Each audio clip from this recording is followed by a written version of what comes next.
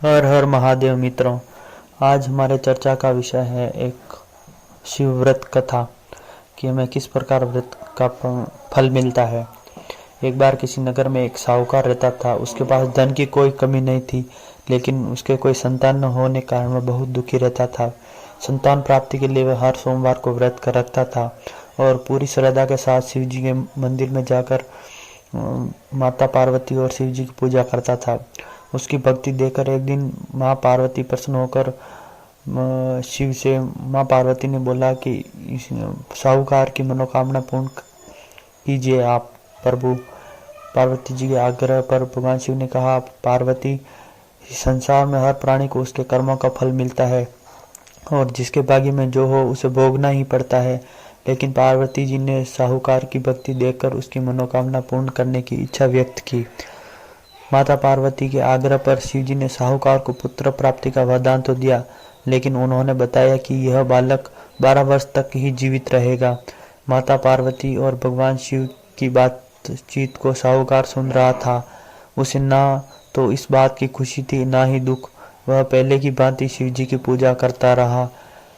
कुछ समय बाद साहूकार की पत्नी ने एक पुत्र को जन्म दिया। जब वह बालक 11 वर्ष का हुआ तो उसे पढ़ने के लिए काशी भेज दिया गया। साहूकार ने पुत्र के मामा को बुलाकर उसे बहुत सारा धन देते हुए कहा कि तुम इस बालक को काशी विद्या प्राप्ति के लिए ले जाओ। तुम लोग रास्ते में यज्ञ कराते जाना और ब्राह्मणों को भोजन दान दक्षिणा देते हुए जाना।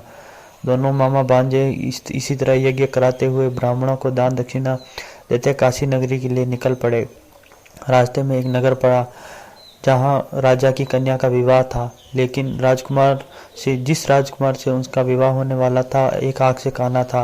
राजकुमार के पिता ने अपने पुत्र के काना होने की बात को छुपाने के लिए सोचा, क्यों न साहूकार के पुत्र को दूल्हा बनाकर राजकुमारी से विवाह करा दूं।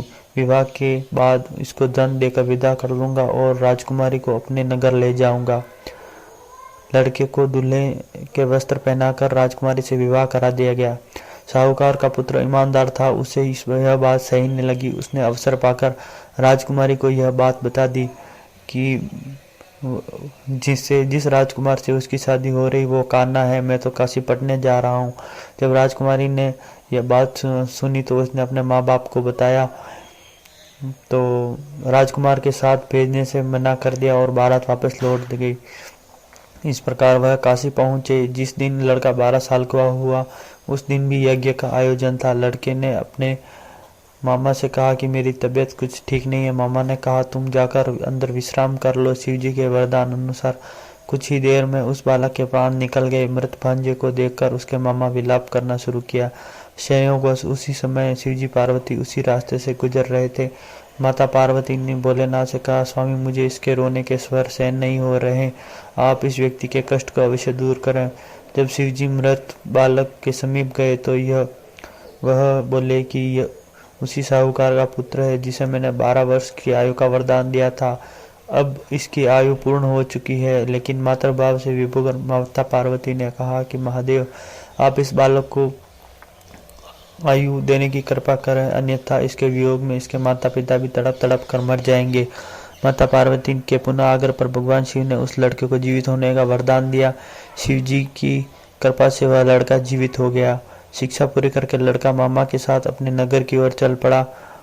दोनों चलते हुए उसी नगर में पहुंचे जहां उसका विवाह हुआ था। उस नगर में भी उन्होंने यज्ञ का आयोजन किया। उस लड़के के ससुर ने उसे पहचान लिया और मंगल महल में ले जाकर खातिरदारी की। अपनी पुत्री को विदा किया। इधर साहूकार और उसकी पत्नी भूखे प्यासे रहकर बेटे की प्रतीक्षा कर रहे थे। उन्होंने प्रण कर रखा था कि यदि उनके बेटे की मृत्यु का समाचार मिला तो वह प्राण त्याग देंगे, परंतु अपने बेटे के जीवित होने का समाचार पाकर वह बेहद प्रसन्न हुए। उसी रात भगवान शिव ने साहूकार के स्वप्न में आकर कहा, हे श्रेष्ठी, मैंने तेरे सोमवार के व्रत करने और व्रत कथा सुनने से प्रसन्न होकर तुझे तेरे पुत्र को लंबी आयु प्रदान की। इसी प्रकार जो कोई सोमवार व्रत करता है या कथा सुनता है और पढ़ता है, उसके सभी दुख दूर होते हैं और उसकी सभी मनोकामना पूर्ण होती है। हर हर महादेव।